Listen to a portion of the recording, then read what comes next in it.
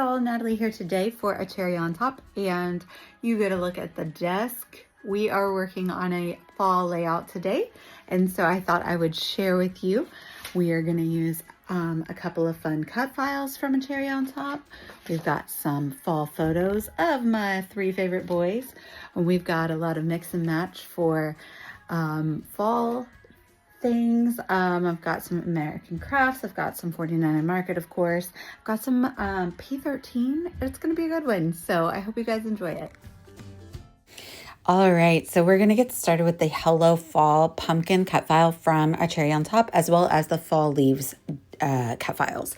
And this is from P13. This background paper is Into the Woods paper 4. It's got beautiful little mushrooms on it. And so I'm using the fall leaves die cuts, cut files.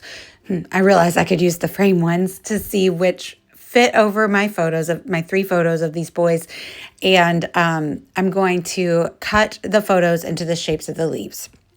So I figure out that if I turn them upside down the opposite way, then they will kind of encompass their bodies a little bit more and not cut off their head or anything.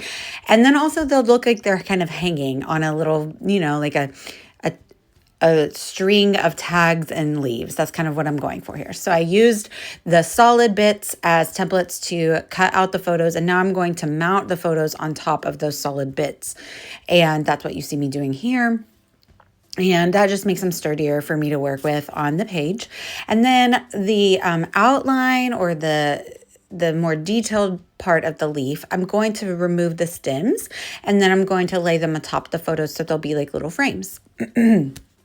I have also pulled out a bunch of tags. This is from the Farmstead Harvest, the Journaling Ephemera by American Crafts. This was last year's collection. There's still quite a bit of it in the store. I'm not sure if the journaling one is there, but there definitely is some of the Farmstead Harvest collection still in the store.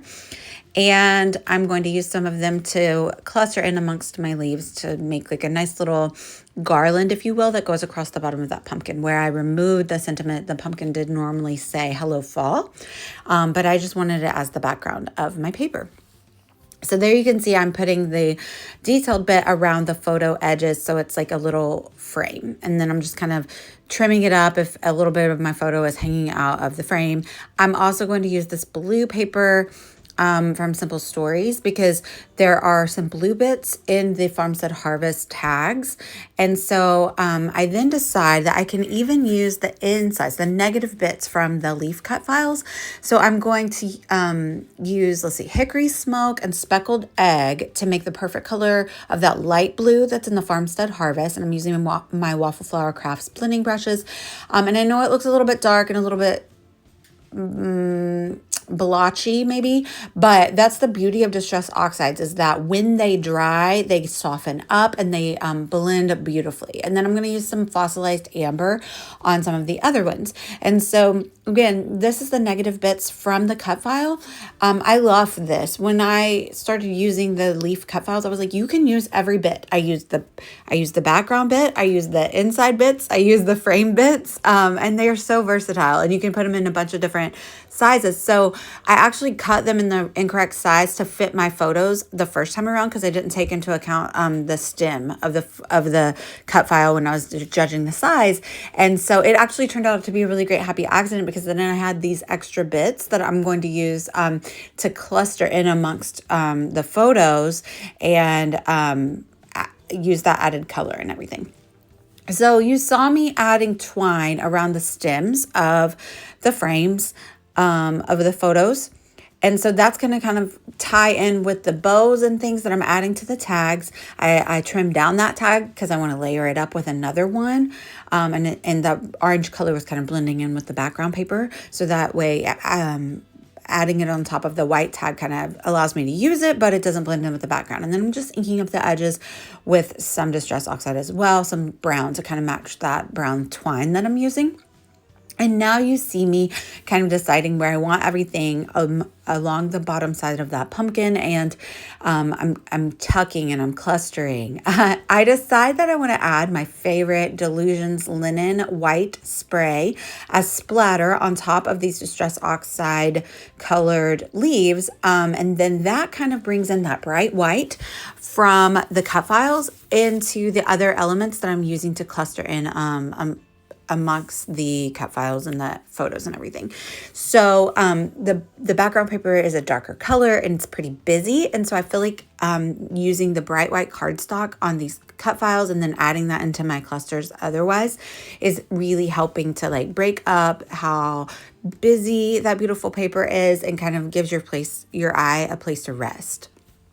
Let's see, what am I doing? When I tell you that I fiddle around with bows and tag twine way more than I leave in these videos, but it's always worth it.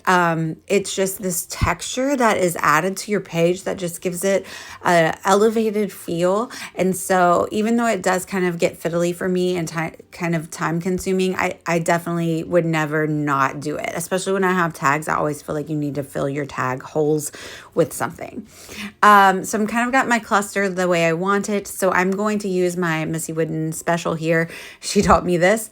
I'm cutting off a little section of the paper and I'm roughing up the edge. And then I'm going to use that blue that you saw me have earlier. That's a Simple Stories Color Vibes, really dark navy blue cardstock, textured cardstock. And it's going to just kind of fill in these gaps that I'm removing from this pattern paper. Again, giving your eye a place to rest, as well as taking that background paper, I'm adding a pop of that blue that's in the tags and other elements on the page. And so it's kind of bringing everything together to bring cohesion. So I have some blue in the background. So now I have some blue in the foreground and everything kind of vibes together really nicely. I am committing now. You see me, everything's touching when I lay my clusters down. I am nestling things on top. I'm making sure that things ribbons are overlapping. This tag is overlapping this tag, and nothing's hidden that I want to be seen, but everything's kind of touching so that it goes together really well. So here I have added adhesive, and I'm making sure that it fits nicely. I'm giving it a little bit more of a curve than I had originally laid it down, just to kind of match the curve of the pumpkin. And I'm really happy with how this ends up looking. And these are professional photos that we had done with our whole family. So it's my two boys and my nephew. And I just love how it turned out. It's so fun. And so you can see those other bits that I didn't use as the frames. Those were the additional leaves that I cut the wrong size the first time. But I'm even going to add in the white frame type bits with the stem still attached. And I love that's the detail that it gives when I start clustering in the colored leaves and then add those in the white bits amongst the colored bits. And that's the beauty of the cut files, and it goes along with what I talk about often, which is the sustainable scrapbooking. Cut files, you buy a cut file from a Cherry on Top, and you can reuse that however many times you want, right? As long as it's for your own personal use. They do have commercial licensing too, though, if you want to use it to create things to sell, which is really awesome.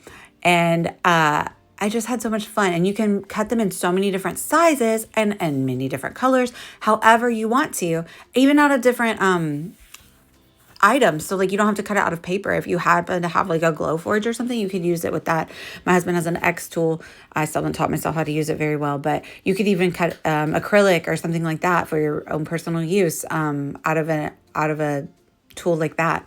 I mean, I guess a Cricut can even do that as well. I haven't played around with that, but I decided that I'm going to use this title bit from the Spice Ephemera Pack by 49 and Market. It says Fabulous Fall Day. And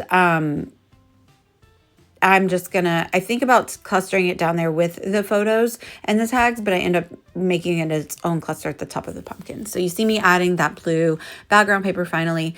Off screen, you'll see at the end photos, I did add one at the bottom as well. So I like to work in odd numbers. That's pleasing to the eye. So I decided I need another pop of yellow up there at the top. So I go in with my fossilized amber once more, and I did splatter it as well.